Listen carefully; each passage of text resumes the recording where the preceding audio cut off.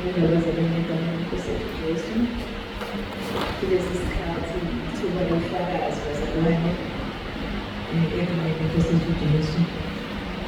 Zihlabela kancane emhlabeni ngifakazi egameni UJESU.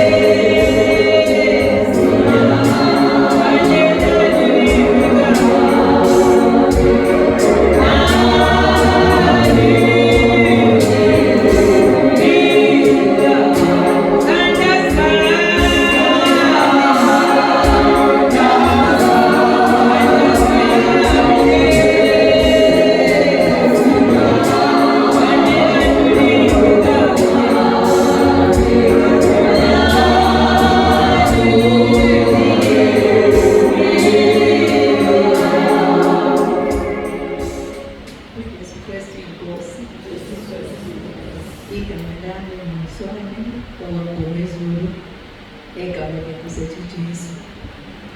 Ngizobonga uNkulunkulu okuhle angenzele khona. Siqalile umkhosi uNkulunkulu mayena ngaba nesicelo esisodwa sibanga iningi. Saba sodwa nesicelo singathi ngicela ingane kaSiswane efuna imisebenzi ithole lonyaka ngonyaka odlulekile. uNkulunkulu emuhle ethembekile ithole imisebenzi iqalile nje ngoManday eJames. Ngiyabonga uNkulunkulu kakhulu ukuthi uyasiza umasiza kuyo. Ngiphinde futhi sesibili ngibonga uNkulunkulu ingane futhi kadadewethu lephethwe ikhanda ngendlela eyisimanga. Kodwa ke lokho ngincela ukuthi thatha umkhuleko ngakusendela. Thatha umkhuleko ngakusendela engafuni. Shothi lapho sekuqinise kakhulu ikhanda.